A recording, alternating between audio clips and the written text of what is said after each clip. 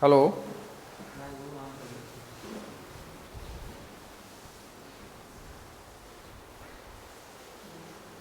Good evening.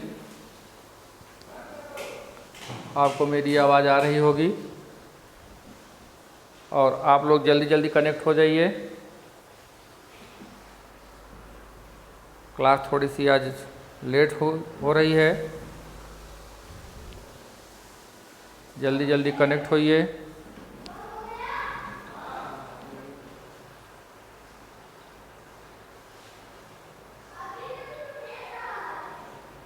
चलिए देखिए, आज रेस्पिरेशन के अंतर्गत हम लोग डिस्कस करेंगे एचएमपी शंट। ये एक प्रकार का पैथवे है जो प्लांट में पाया जाता है। इसको हम देखते हैं। देखिए, एचएमपी पैथवे, एचएमपी है ना, इसका फुल फॉर्म है हेक्सोज मोनोफास्फेट।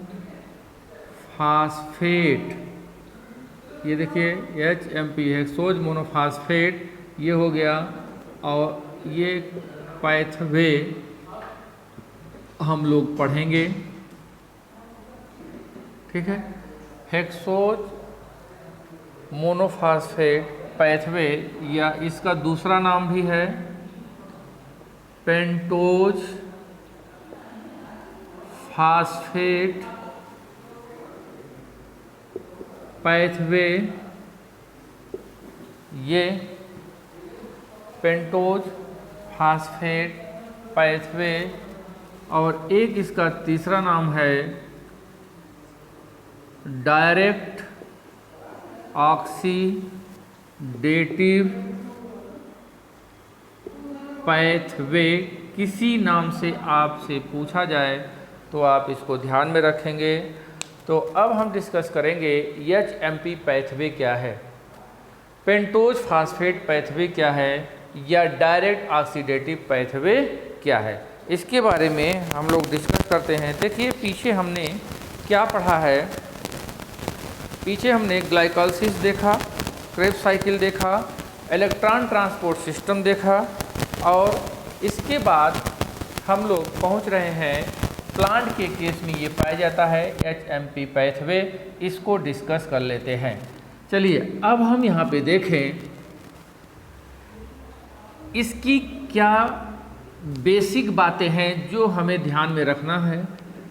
जो क्वेश्चन बनते हैं इसको हमें ध्यान में रखना पड़ेगा। देखिए, हम यहाँ फिर से लिख रहे हैं एचएमपी पैथवे, या शंट आप कह सकते हैं।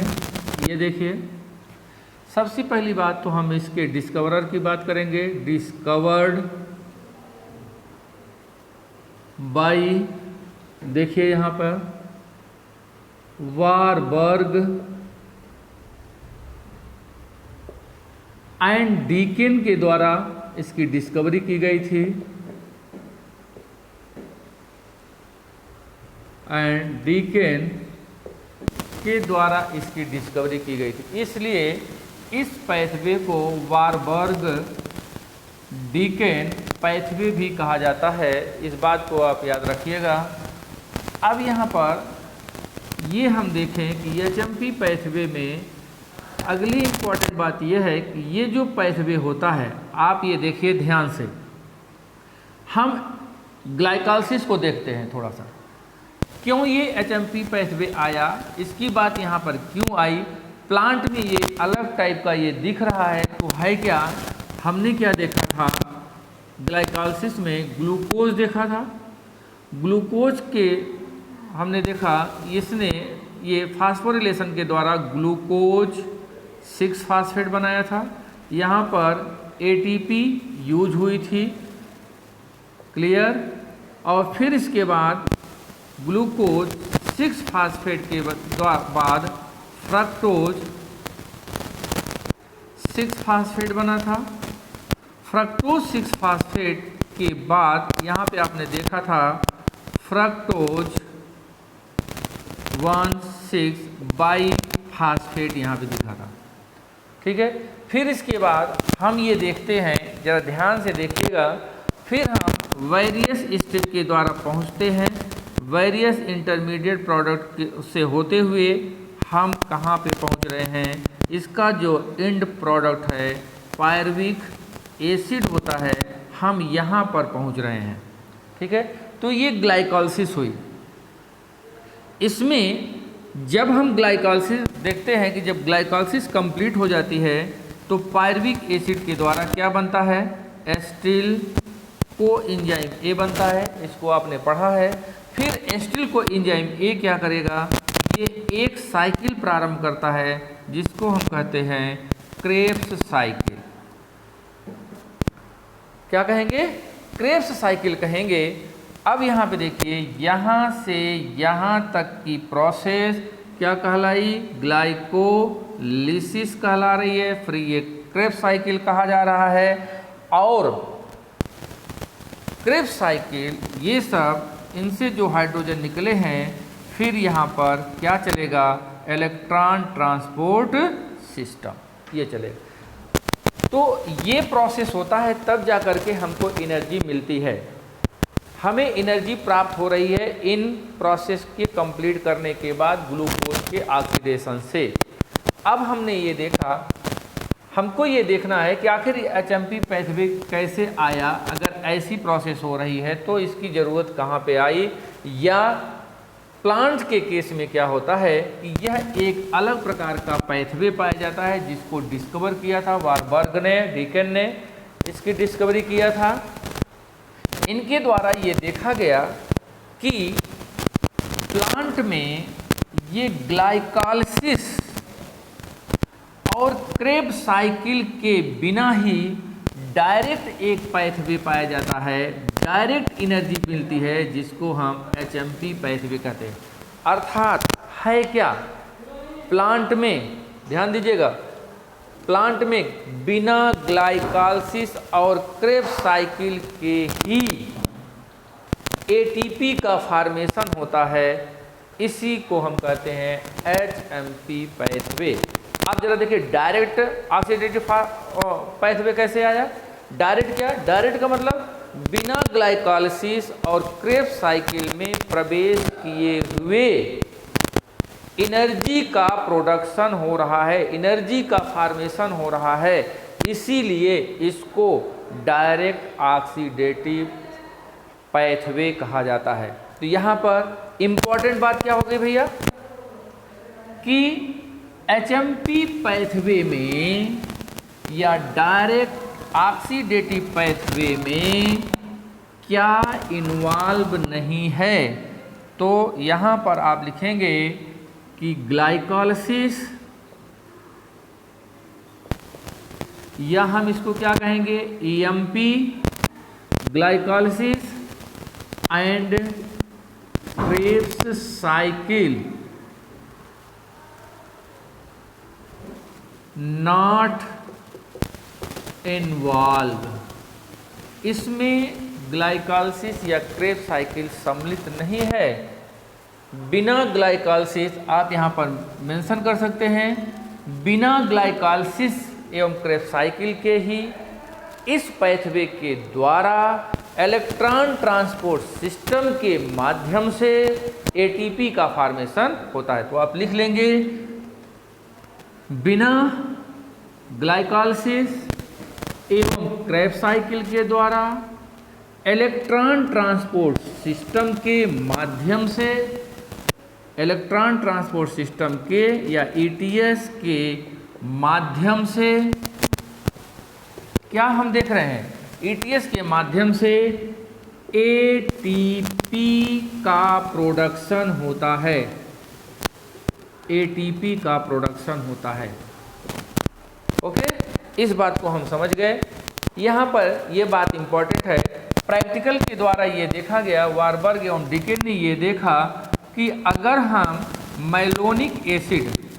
मैलोनिक एसिड का उपयोग कर दे रहे हैं तो ये क्या कर रहा है, क्रेब्स साइकिल को ब्रेक कर देता है, क्रेब्स साइकिल को ब्रेक कर देता है। तो ये बात इंपॉर्टेंट है, आपको ये देखना पड़ेगा दिखाना पड़ेगा, जानना पड़ेगा कि क्रेब्स साइकिल इनहिबिटर कौन है। ऐसे भी आपसे क्वेश्चन पूछ सकता है, क्रेब्स साइकिल इनहिबिटर कौन है?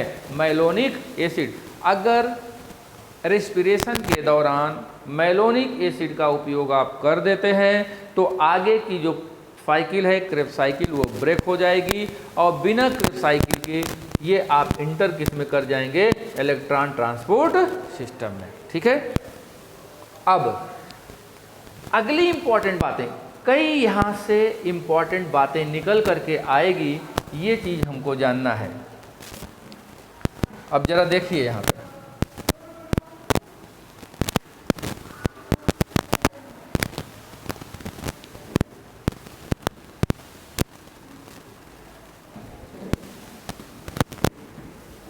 यहाँ पे आप देखिए ग्लाइकोलाइसिस में हम क्या करते हैं? ग्लूकोज लेते हैं, ग्लूकोज को हम फास्फोरिलेशन के माध्यम से, फास्फोरिलेशन के लिए हमको क्या चाहिए? एटीपी चाहिए। यहाँ एंजाइम क्या चाहिए? हेक्सोकाइनेज एंजाइम चाहिए। और फिर यहाँ पर किसका? एडीपी का ये कन्वर्जन हो जाता है, एटीपी यूज हो रही है। यहाँ पे हमको क्या मिल जाता है? Glucose 6 phosphate. ये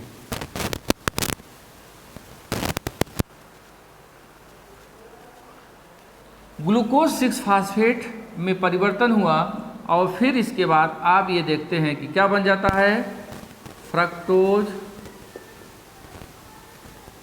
6 फास्फेट। ठीक, तो आगे ऐसे स्टेप होता रहता है।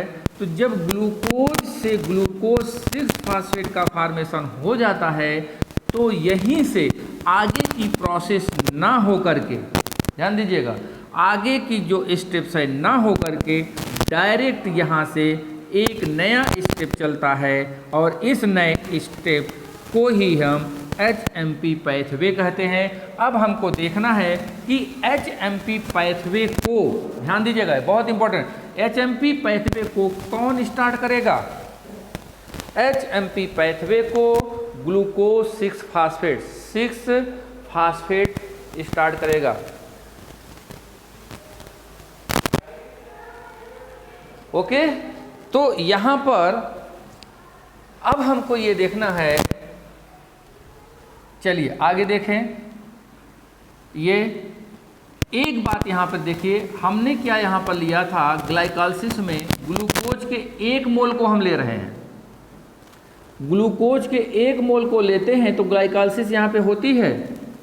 लेकिन HMP पैथवे में हमें यह हमारा जो हमारा सबस्ट्रेट होगा वो कौन है? Glucose 6 phosphate. लेकिन ये कितने मोल में होगा? 6 ग्लूकोज 6 फास्फेट, 6 मोल हो। ग्लूकोज 6 फास्फेट के कितने मोल होंगे? 6 मोल। जब 6 मोल ग्लूकोज 6 फास्फेट के होंगे तब जाकर के यहाँ पर इनिशिएट होगा HMP pathway. Very important point, आप इस बात को याद रखिएगा। Not 1 mole, 6 mole. सबस्ट्रेट कौन है? ये बात आपसे पूछी जा सकती है। HMP पैथवे में सबस्ट्रेट कौन होगा? Glucose 6 phosphate. तो ग्लूकोज 6 फास्फेट, अब यहाँ हम ये देखें, इसकी हमें ज़रूरत नहीं है, इसको हम मिटा दे रहे हैं। ग्लूकोज को ग्लूकोज 6 फास्फेट में बदलने के लिए कितने ATP की ज़रूरत पड़ी? 1 ATP की आवश्यकता हुई। इसे यहाँ पर मिटा दिया जा रहा है। ये देखिए, अब इसके बाद हम ये देखें, इसमें अगला जो है ग्लूकोज 6 फास्फेट से यहाँ पर आप देखेंगे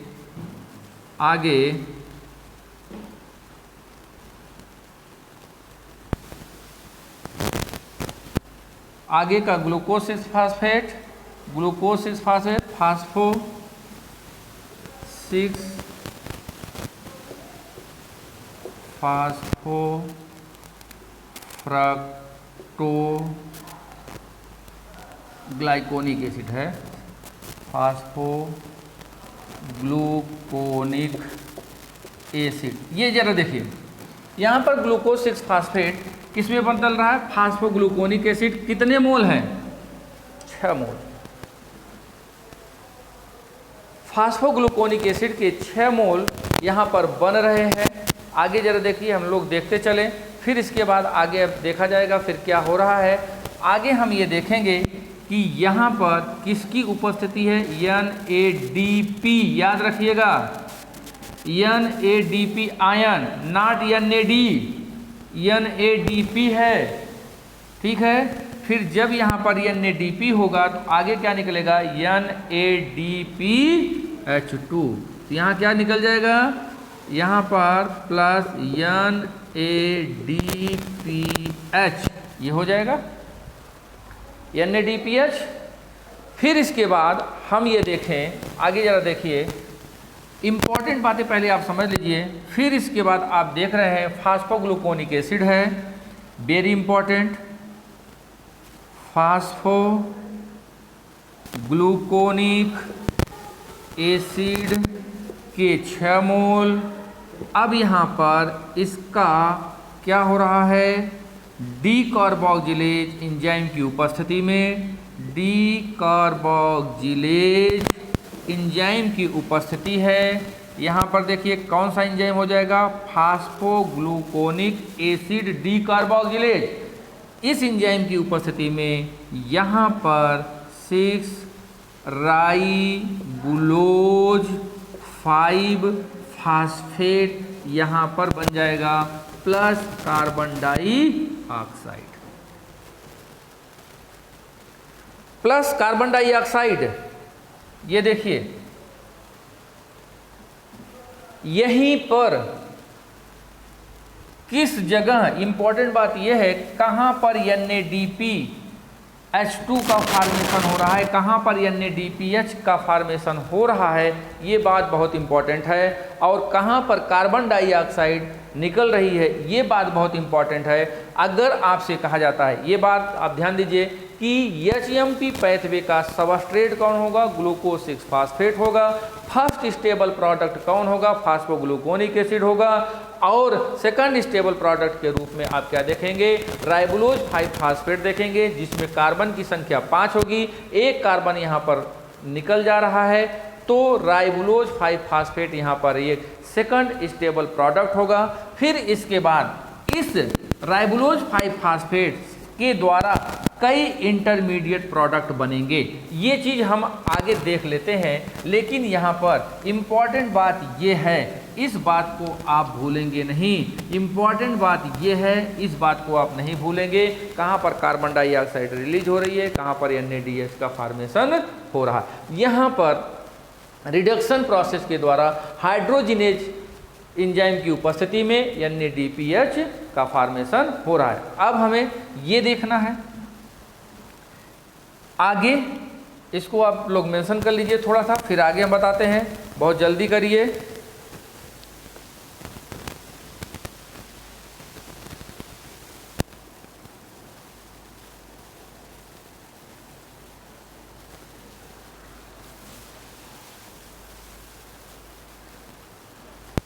चलिए देखिए, अब यहाँ पर इन सब चीज़ों को देखे रहिएगा।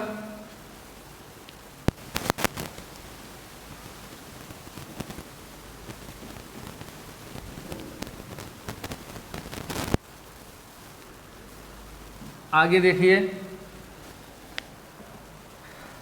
अब हम एक पैथवे बना दे रहे हैं, और बड़े ध्यान से इसको देखिए। ज़रूरत नहीं है, लेकिन आप इसको ध्यान में रखिएगा, और नहीं ध्यान में रखेंगे, जो बातें कर रहे हैं उसको आप याद रखेंगे, बस उतना ही सफिशिएंट है। यहाँ पे क्या हो जाएगा, ग्लूकोज 6 फास्फेट, यहाँ पर NADP ion, arrow dehydrogenase enzyme, ये ग्लूकोज 6 फास्फेट डिहाइड्रोजिनेज एंजाइम, ठीक। फिर यहाँ पे क्या बन जाएगा, फास्फोग्लूकोनिक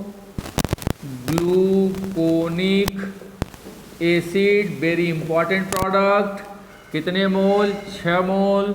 फिर यहाँ पर आप ये देखेंगे यहाँ पे क्या बन जाएगा 6 राइबुलोज 5 फास्फेट। ये देखिए यहाँ पे क्या निकल जाएगा प्लस कार्बन डाइऑक्साइड, और यहाँ पे जो एंजाइम होगा वो क्या होगा डी कार्बोक्जिलेज फास्फोग्लूकोनिक एसिड डी कार्बोक्जिलेज एंजाइम की प्रेजेंस में। अब यहाँ पे जरा देखिए, आप सोचिए, यहाँ पे ये समझिए, इम्पॉर्टेंट बात यहाँ पर ये है कि यहीं पर बात समझ लीजिए कि ग्लूकोज 6 फास्फेट के कितने मोल के द्वारा एचएमपी पैथवे शुरू होगा, वो है 6 मोल। 6 मोल ग्लूकोज 6 फास्फेट एचएमपी पैथवे को शुरू कर रहा है, और ये जाकर के राइबुलोज 5 फास्फेट के 6 मोल को बना रहा है। लेकिन यहाँ पर आप आगे देखेंगे इसके 5 मोल, राइबुलोज 5 फास्फेट के 5 मोल विभिन्न इंटरमीडिएट प्रोडक्ट को बनाते हुए पुनः ले जाकर के किसकी सिंथेसिस कर देते हैं, ग्लूकोज 6 फास्फेट का फॉर्मेशन कर देते हैं। इस प्रकार से हमने देखा था ग्लूकोज 6 फास्फेट के हम कितने मोल लेते हैं, 6 मोल लेते हैं, और केवल कितना उपयोग हो रहा है, राइबुलोज 5 फास्फेट के केवल 5 मोल यहाँ पर उपयोग हो रहा है, पेंटोज फास्फेट 5 मोल उपयोग हो रहा है, केवल 1 मोल का यहाँ पर यूज हो रहा है, बाकी 5 मोल रिमेन हो जा रहा है, बच जा रहा है, और विभिन्न प्रोडक्ट से होते हुए पुनः ग्लूकोज 6 फास्फेट को जनरेट कर दे रहा है। फिर ये क्या करेगा, एक ग्लूकोज को पाएगा 1 मोल, फिर यहाँ पर एचएमपी पैथवे शुरू हो जाएगा। तो आप यहाँ पर ध्यान दीजिए, शुरुआत 6 मोल से होती है, लेकिन यूज केवल 1 मोल का होता है। 5 मोल क्या हो जाते हैं, बचे रहते हैं, और वो 5 मोल वो रीजेनरेट करते हैं किसको, ग्लूकोज 6 फास्फेट को पुनः उत्पादित कर देते हैं, रीजेनरेट कर देते हैं। अब हम जरा इसको देखें। अब ये ग्लूकोज 6 5 फास्फेट यहाँ पर आपने ये देखा, ये क्या बनाएगा, यहाँ पर आप ये देखिए जाइलुलोज 5 फास्फेट यहाँ पे बना रहा है। अब ये जाइलुलोज 5 फास्फेट ये बना, ठीक। अब इसके साथ कौन रिएक्शन किया, राइबुलोज 5 फास्फेट, क्योंकि इसका 5 मोल है, कुछ इसके राइबुलोज 5 फास्फेट के कुछ मोल जाइलुलोज 5 फास्फेट बना रहे हैं, और कुछ मोल बच रहे हैं। जब ये बच जा रहा है तो आप आगे देखिए बन क्या रहा है, आप इस बात को ध्यान दीजिएगा। यहाँ पे बन रहा है सेडू हेप्टुलोज 7 फास्फेट, और क्या बन रहा है, प्लस यहाँ पर आप ये देखेंगे 3 फास्फोग्लिसरल्डिहाइड, ये देखिए ये बन रहा है। फिर यहाँ पे देखिए ये जाइलुलोज जो फास्फेट है, यहाँ पे आप याद रखिए ये जाइलुलोज 5 फास्फेट। अब आप ऐसे देखिए, फिर यहाँ पर क्या बना दे रहा है, एरिथ्रोज 4 फास्फेट, जाइलुलोज 5 फास्फेट एवं राइबुलोज मिलकर के एरिथ्रोज 4 फास्फेट का फॉर्मेशन कर रहे हैं। और यहाँ पर आप ये देखिए कि ये दोनों आपस में रिएक्शन करने के बाद इसका तो फॉर्मेशन कर ही रहे हैं, और इस एरिथ्रोज 5 फास्फेट से आप ये देखेंगे बनेगा फ्रक्टोज 6 फास्फेट का फॉर्मेशन होता है। फ्रक्टोज 6 फास्फेट का फॉर्मेशन हो रहा है, और इससे भी फ्रक्टोज 6 फास्फेट का फॉर्मेशन हो रहा है, और ये फ्रक्टोज 6 फास्फेट किस में कन्वर्ट हो जाता है, आपको ये मालूम है, ग्लूकोज 6 फास्फेट में कन्वर्ट हो जाएगा। यहाँ पर आप ये देखें कि पुनः हमको क्या मिल गया, ग्लूकोज 6 फास्फेट। तो आपने इसमें देखा क्या, आपने यही देखा ना कि राइबुलोज 5 फास्फेट के जो 6 मोल बने थे, केवल 1 मोल का उपयोग इस ऑक्सीडेशन में हो रहा है। 5 मोल विभिन्न प्रोडक्ट ये बना रहे हैं, विभिन्न प्रोडक्ट का यहाँ पे फार्मेशन हो रहा है। विभिन्न प्रोडक्ट फार्मेशन होने के बाद ये सभी प्रोडक्ट किसका फार्मेशन कर रहे हैं? फ्रक्टोज 6 फास्फेट का फार्मेशन कर रहे हैं और फिर फ्रक्टोज 6 फास्फेट से ग्लूकोज 6 फास्फेट का फार्मेशन हो जा रहा है। तो हमें किन किन बातों को ध्यान में रखना है? हमें यहाँ पर ध्यान रखना है कि एचएमपी पैथवे इनिशिएट होगा, प्रारंभ होगा। प्रारंभ होता है by 6 mole of glucose 6 phosphate. HMP pathway को ग्लूकोज 6 फास्फेट के 6 मोल के द्वारा प्रारंभ होता है। ठीक है, फिर इसके बाद आप ये देखेंगे कि इस पैथवे के दौरान एचएमपी पैथवे के दौरान, है ना, during HMP pathway 5 mole of glucose 6 phosphate regenerate. HMP pathway के दौरान, हिंदी में लिख दे रहे हैं, 5 मोल ग्लूकोज 6 फास्फेट रीजेनरेट, पुनः बन जाते हैं, रीजेनरेट, पुनः बन जाते हैं।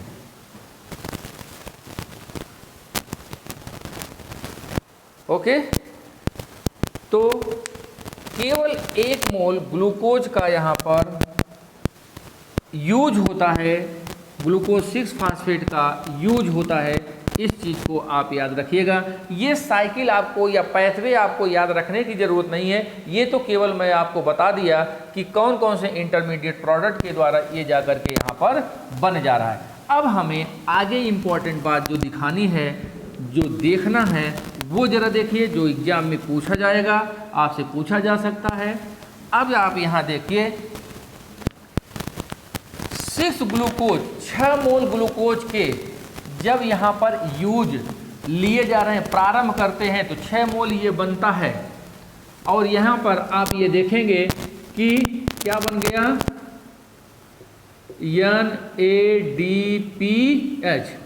तो यहाँ पे ग्लूकोज के 1 मोल, समझिएगा, ग्लूकोज के 1 मोल, यहाँ पे हम 6 हटा दें, ग्लूकोज का 1 मोल है, तो NADP का 1 मोल यहाँ पे यूज हो रहा है और NADPH2 का 1 मोल यहाँ पे बन रहा है। अगर हम 6 लेंगे तो यहाँ पे क्या हो जाएगा, 6 हो जाएगा, और यहाँ पे कितना फार्मेशन हो जाएगा, 6 का फार्मेशन हो जाएगा। और फिर यहाँ पर कितनी कार्बन डाइऑक्साइड निकल जाएगी, 6 कार्बन डाइऑक्साइड।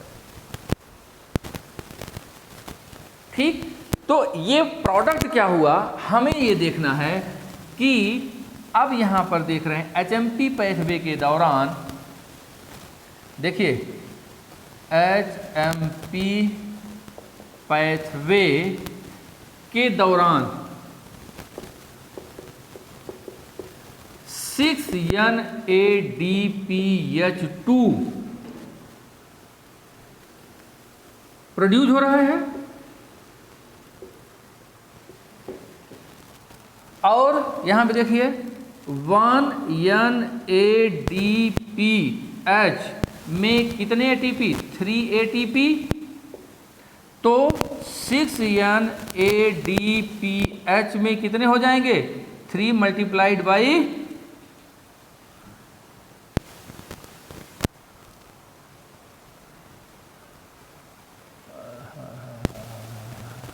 1 मिनट, यहाँ पर 12 होगा, 12 हाइड्रोजन है, और फिर यहाँ पर भी कितना हो जाएगा, 12 हो जाएगा। ये देखिए, तो एक NADPH के द्वारा 3 ATP, 6 NADPH, सॉरी 12 NADPH हम यहाँ पे लेंगे।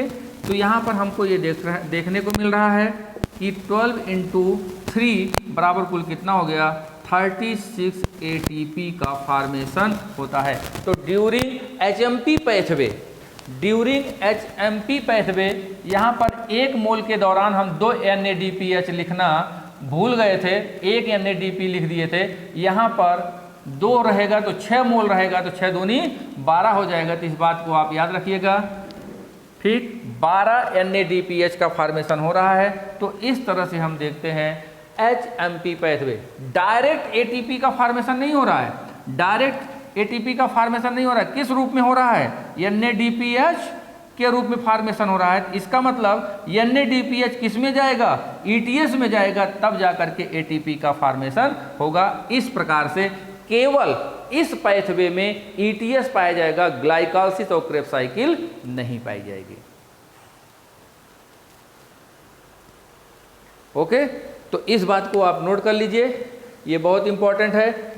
आपने ये देखा कि बिना ग्लाइकोलाइसिस, बिना क्रेब्स साइकिल के हम डायरेक्ट कितने ATP पा रहे हैं? 36 ATP हम पा रहे हैं, और वो भी ग्लूकोज के 1 मोल से 36 ATP यहाँ पे पा रहे हैं। इतनी लंबी प्रक्रिया ना होकर के सीधे सीधे हम यहाँ पे 36 ATP प्राप्त कर ले रहे हैं। अगर आपसे कहा जाए कि नेट गेन कितना होगा,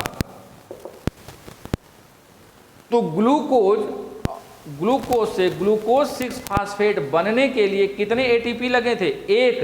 तो नेट गेन में क्या हो जाएगा? 36 ATP minus 1 ATP minus 1 ATP तो बराबर कितना हो जाएगा? 35 ATP। यहाँ हमको नेट गेन के रूप में क्या मिल जाएगा?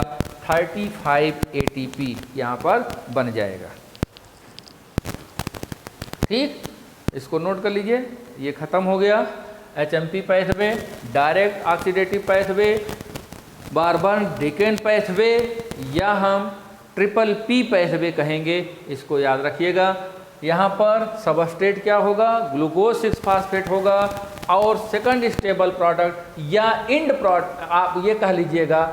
स्टेबल प्रोडक्ट अगर ये भी दिया हो, ये भी आंसर ऑप्शन में दिया हो, तो आप राइबोलोज 5 फास्फेट को लगाएंगे, इसको नहीं लगाएंगे। तो आपका बेस्ट स्टेबल प्रोडक्ट क्या हो जाएगा? राइबोलोज 5 फास्फेट। ये बात समझने की है। ठीक, चलिए अब हम दूसरा डिस्कस करेंगे।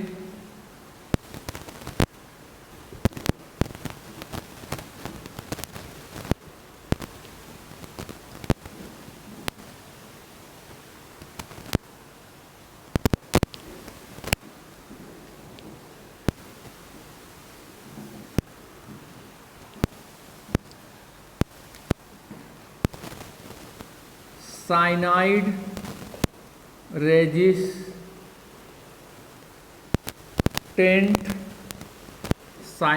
रेजिस्टेंट पैथवे, इसका दूसरा नाम है अल्टरनेटिव पैथवे। अल्टरनेटिव पैथवे, चलिए यहाँ पर ध्यान दीजिए। आपने क्या देखा? NAD आयन, फिर यहाँ पर NAD से क्या देखा? डायरेक्ट चल रहे हैं। FAD से आपने क्या देखा? उबिक्विनोन से आपने क्या देखा? फ्लेवोप्रोटीन। फिर यहाँ पे हमने क्या देखा? Cytochrome B। फिर क्या देखा? Cytochrome C1। फिर साइटोक्रोम C1 से साइटोक्रोम A3 देखा। फिर इसके बाद हमने क्या देखा? ऑक्सीजन देखा। अब जरा देखिए साइनाइड रेजिस्टेंट पैथवे में क्या होगा। जब इलेक्ट्रॉन ट्रांसपोर्ट सिस्टम के दौरान साइनाइड उपस्थित हो, साइनाइड उपस्थित होता है, तब आप ये देखेंगे कि रिस्पिरेशन किस तरह से होगा। यही चीज इसमें कहा जा रहा है।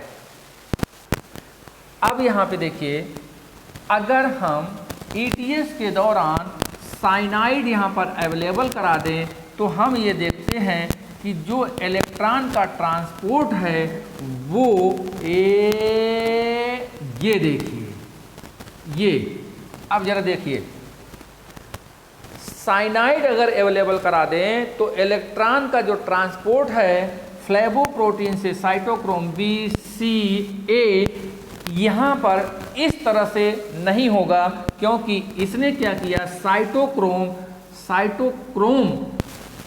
को इलेक्ट्रॉन ट्रांसपोर्ट के लिए ब्लॉक कर देता है।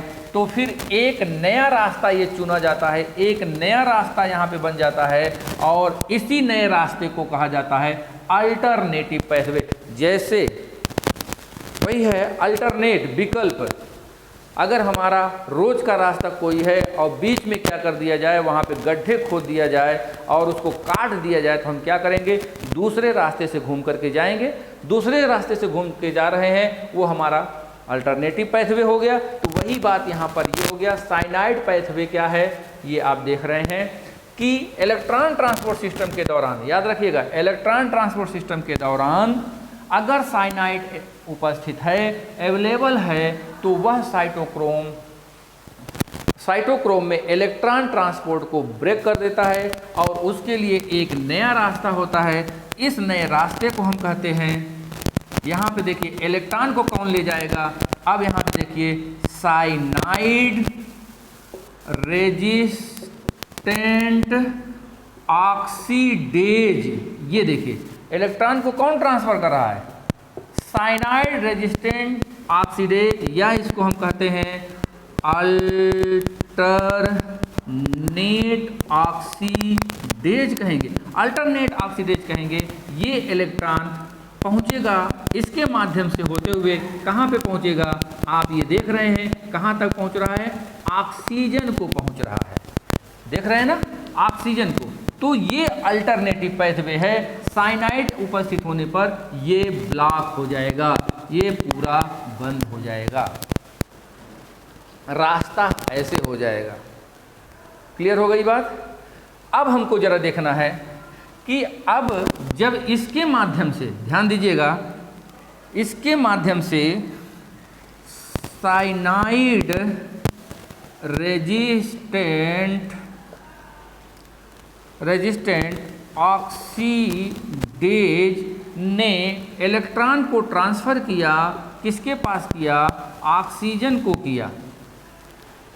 ध्यान दीजिए, ऑक्सीजन को ट्रांसफर किया, तो जब ऑक्सीजन ने यहाँ पर इलेक्ट्रॉन पाया, इस तरह से हम कर दे रहे हैं, ऑक्सीजन जब यहाँ पर इलेक्ट्रॉन को पा रहा है तो ये किस में बदल जा रहा है, ये देखिए क्या मिल गया, पानी, नॉट पानी, पानी नहीं मिला, ये याद रखना होगा।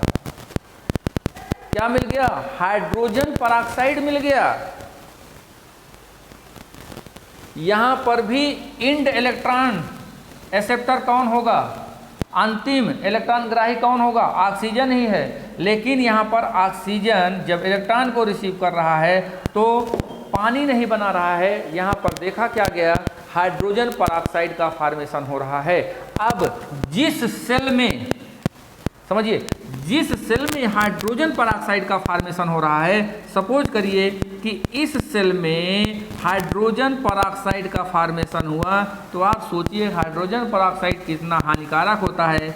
इस सेल की मेम्ब्रेन नष्ट होने लगेगी, ये सेल बूढ़ी होने लगेगी, ये सेल एजिंग को प्राप्त करने लगेगी, यहाँ पर क्लाइमेक्टेरिक कंडीशन आने लगेगी, अर्थात यहाँ से आप देखेंगे जीर्णता अवस्था को प्राप्त करने लगेगा, अर्थात रिपेनिंग कंडीशन आने लगेगी, ये रिपेनिंग कंडीशन आने लगेगी, मतलब ये सेल पक गया,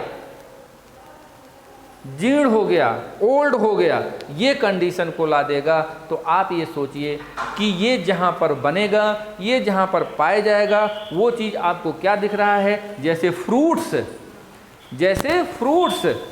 फलों का पकना, ये सब क्या हो रहा है, ये हाइड्रोजन पेरोक्साइड क्या किया, फल को पका दे रहा है, और क्या कर दे रहा है, और क्या किया, जो पुष्प होते हैं वो पुष्प पक जाएंगे, इन्फ्लोरेसेंस पक जाएंगे। तो ये कंडीशन पाई जाती है किसके कारण? साइनाइड रेजिस्टेंस पैथवे के कारण होती है। तो मेरे भाई इस बात को आपको याद रखना है कि ये जो हाइड्रोजन पेरोक्साइड है, ये हाइड्रोजन पेरोक्साइड इस प्रकार से यहाँ पर एथिलीन का फॉर्मेशन कर रहा है, एथिलीन फार्म हो रही है। और जब एथिलीन का फॉर्मेशन होगा तो यहाँ पर आप ये देखेंगे रिपेनिंग होगी, यहाँ पर फ्रूट पकेंगे और फ्लावर्स पक जाएंगे, इन्फ्लोरेसेंस पक जाएंगे। तो ये कंडीशन यहाँ पर उत्पन्न हो रही है। ओके, तो इस बात को आप याद रखेंगे, यहाँ पर ये हो रहा है। इसको आप जल्दी से नोट कर लीजिए, याद रखिएगा। रिपेनिंग के लिए जिम्मेदार है, एथिलीन प्रोडक्शन के लिए जिम्मेदार है, फ्लावर को पकने के लिए जिम्मेदार है, इन्फ्लोरेसेंस के पकने के लिए जिम्मेदार है। ये सारी कंडीशन यहाँ पर आएगी। जिस टिश्यू में, जिस सेल में पाया जाएगा वो सेल क्या हो जाएगी? पक जाएगी, मतलब जीर्ण हो जाएगी, सेनिसेंस की अवस्था प्राप्त कर लेगा। इस बात को आप याद रखेंगे। ठीक है, चलिए अब हम आगे डिस्कस करते हैं।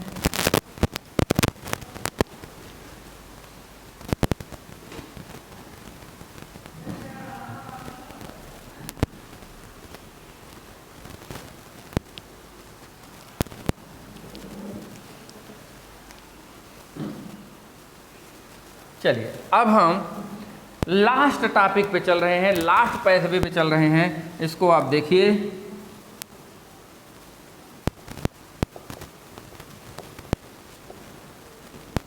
ED pathway.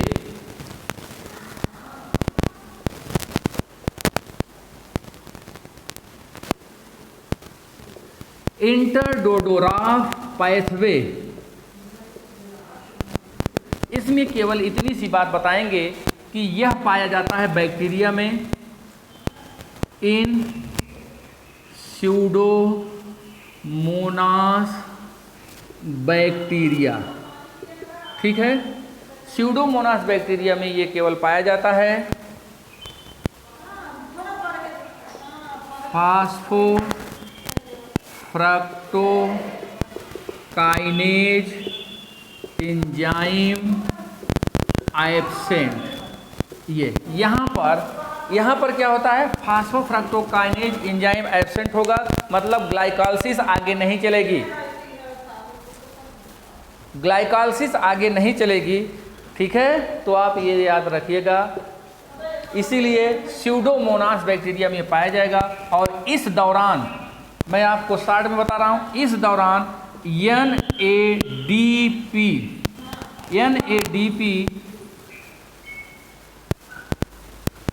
NADH का फॉर्मेशन होगा, एक NADH का फॉर्मेशन होगा। इस प्रकार से आप देखेंगे इसके दौरान हमको कितनी ATP मिलेगी? 3 ATP का यहाँ पर प्रोडक्शन होगा। बस इसमें इतनी सी बात आपको जानना है, इस बात को आप याद रखेंगे। ठीक भैया, ये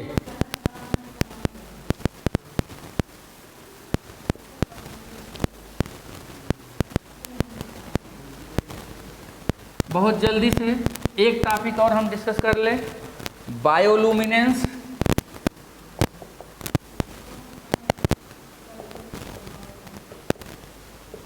बायोलुमिनेंस क्या होता है? किसी लिविंग ऑर्गेनिज्म के द्वारा जब लाइट का प्रोडक्शन होता है तो उसको हम बायोलुमिनेसेंस ऑर्गेनिज्म कहेंगे। तो क्या हो जाएगा? Light production by living organism. किसी लिविंग ऑर्गेनिज्म के द्वारा जब लाइट का प्रोडक्शन होगा उन्हें बायोलुमिनेसेंस कहेंगे। फॉर एग्जाम्पल अल्टरनेरिया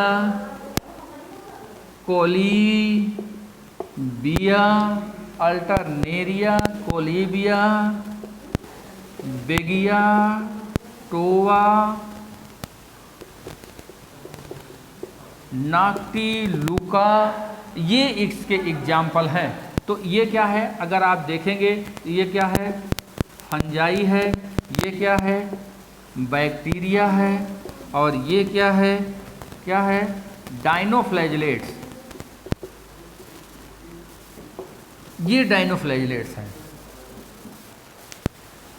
ओके, तो यहाँ पर अब हमको ये देखना है कि लाइट का प्रोडक्शन करने के लिए कौन कौन से फैक्टर्स यहाँ पे जरूरी होते हैं। नंबर 1 लूसीफेरिन, ये क्या हो जाएगी, यहाँ पर प्रोटीन होगी। दूसरा क्या होगा, एटीपी की आवश्यकता पड़ेगी। तीसरी ज़रूरत क्या होगी, ऑक्सीजन की आवश्यकता पड़ेगी। और क्या होगा, लूसीफेरेज एंजाइम की आवश्यकता पड़ेगी। और किसकी आवश्यकता, इन ऑर्गेनिक आयंस की जरूरत पड़ती है। इन सब तत्वों की जरूरत पड़ेगी, इनकी उपस्थिति में ही लाइट का प्रोडक्शन होगा। कैसे,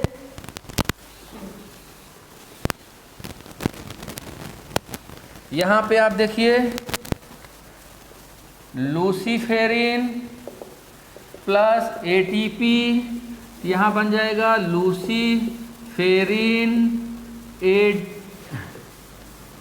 एटीपी कॉम्प्लेक्स प्लस एडीपी। फिर यहाँ पे देखिए लूसीफेरिन एटीपी कॉम्प्लेक्स, यहाँ पर ऑक्सीजन की उपस्थिति में यहाँ क्या होगा, लूसीफेरेज एंजाइम होगा। और ये एंजाइम यहाँ पे फिर अब क्या करेगा, अब ऑक्सीडाइज्ड लूसीफेरिन प्लस लाइट, ये देखिए प्लस लाइट, यहाँ पर लाइट का प्रोडक्शन हो जाएगा मेरे भाई। ठीक है, तो ये चीज़ आप याद रखिएगा। बायोल्यूमिनेसेंस क्या होता है ये आपने देख लिया, कौन कौन सी फैक्टर की जरूरत पड़ती है। यहाँ पे इंपॉर्टेंट बात यह है, लूसीफेरिन एवं लूसीफेरेज एंजाइम, ये ठीक है। इस प्रकार से हम ये देखते हैं कि रेस्पिरेशन के अंतर्गत सभी टॉपिक्स समाप्त हो चुके हैं और इसको आप विधिवत तैयार कर लीजिए। कल हम लोग MCQ